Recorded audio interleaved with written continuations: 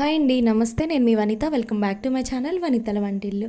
అందరూ ఎలా ఉన్నారండి? నేను బాగున్నాను. మీరు కూడా బాగుండాలని మనస్ఫూర్తిగా కోరుకుంటున్నాను.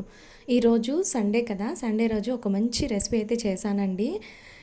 ఏం చేశాను అంటే చాలామంది లైవ్‌లోనే తెలిసి ఉంటుంది. తెలియని వాళ్ళ కోసం చెప్తున్నాను. కందనకాయలు ఫ్రై చేశాను.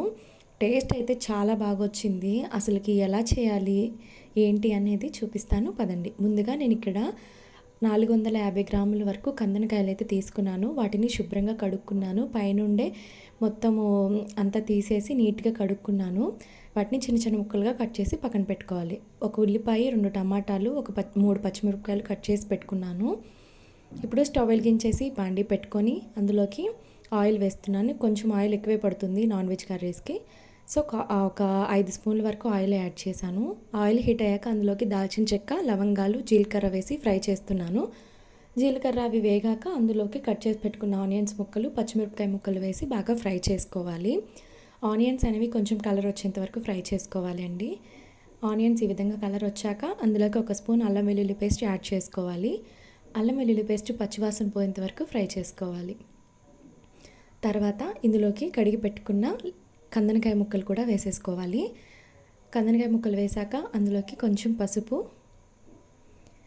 అలాగే కొంచెం సాల్ట్ వేయండి ముక్కలకు పట్టేంత వరకు, ఎక్కువ వేసుకోవద్దు. ఉప్పు, పసుపు వేసి ఒకసారి అంతా బాగా కలిపేసుకోవాలి. ఇప్పుడు ఇందులోకి మనము కట్ చేసి పెట్టుకున్న టమాటా ముక్కలు కూడా ఇందులోనే యాడ్ చేసుకోవాలి. టమాటా ముక్కలు ఉరకనే మగ్గిపోతాయి కదా, సో ఇప్పుడే యాడ్ చేసుకోండి, ఉడికిపోతాయి టమాటా ముక్కలు.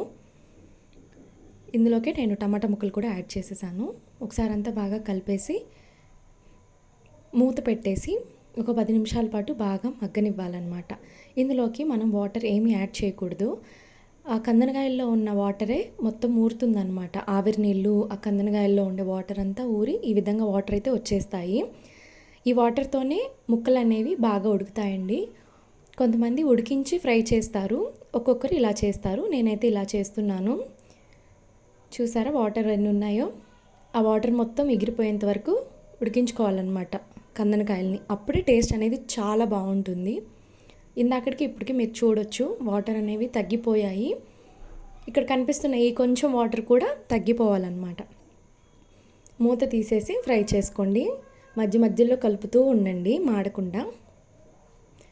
ఇప్పుడు ఇందులోకి రుచికి సరిపడా కారం వేద్దాము. పచ్చిమిరపకాయలు వేసాం కాబట్టి కారం కొంచెం తగ్గించి వేసుకోండి. లేదు స్పైసీ ఎక్కువ తినేవాళ్ళు కొంచెం ఎక్కువ కారం యాడ్ చేసుకోండి. నేనైతే ఒక స్పూన్ వరకు కారం వేసాను. కారం వేసేసి ఒకసారి అంతా బాగా కలుపుకోవాలి. చూసారా అసలు ఎంత కలర్ఫుల్గా ఉందో? చాలా బాగా కుదిరిందండి టేస్ట్.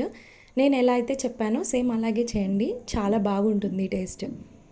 కారం కూడా వేసేసి సిమ్లో ఉంచేసి బాగా ఫ్రై చేసుకోవాలి. ఈ విధంగా అడుగు అనేది పడుతూ ఉన్నప్పుడు కలుపుతూ ఉండండి. కింద కారం అంతా అంటుకుంటూ ఉంటుంది కదా, గరిటెతో ఈ విధంగా కలుపుకున్నామంటే ముక్కకు పడతాయి అన్నమాట ఆ స్పైసెస్ అంతా. సో అలా అనుకుంటూ కలుపుకుంటూ ఉండాలి దగ్గరుండి. నేను ఇక్కడ మసాలా ప్రిపేర్ చేశాను. దాంట్లోకి అప్పట్లో కర్రీలోకి ఈ విధంగా వేసేవాళ్ళు మసాలా.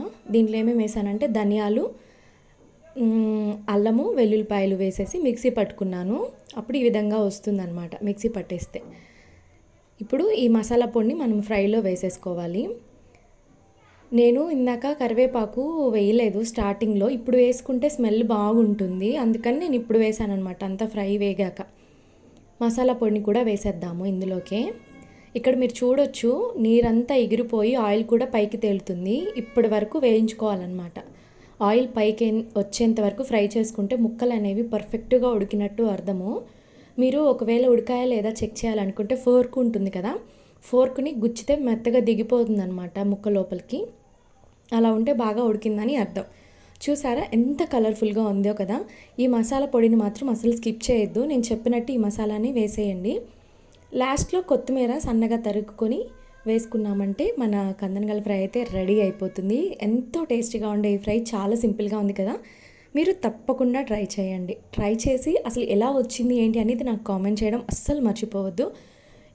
నేను సండే రోజు పప్పుచారులోకి నంచుకోవడానికి చేశానన్నమాట ఈ ఫ్రై. చాలా బాగా కుదిరింది. మొన్న చేసిన లివర్ ఫ్రై కూడా కొంతమంది ట్రై చేసి బాగా వచ్చిందని చెప్పారు. ఈ కందనకాయల ఫ్రై కూడా ట్రై చేయండి. ఒక్కొక్క ప్లేస్లో ఒక్కోలా పిలుస్తారు. మేమైతే కందనకాయలు అంటాము, మీ సైడ్ ఏమంటారో కామెంట్ చేయండి. ఈ వీడియో మీకు నచ్చితే లైక్ చేయండి. కొత్తగా చూస్తున్న వాళ్ళైతే ఛానల్ని సబ్స్క్రైబ్ చేసుకోండి. వీడియో చూసి లైక్ చేసి హైప్ పాయింట్స్ మాత్రం తప్పకుండా ఇవ్వండి. మర్చిపోకండి హైప్ పాయింట్స్ ఇవ్వడం. ఇప్పటివరకు చూసారు కాబట్టి నచ్చే ఉంటుంది అనుకుంటున్నాను. నచ్చితే లైక్ చేయడం మర్చిపోవద్దు. తప్పకుండా లైక్ చేయండి. కొత్తగా చూస్తున్న వాళ్ళు ఛానల్ని సబ్స్క్రైబ్ చేసుకోండి. Thank you for watching.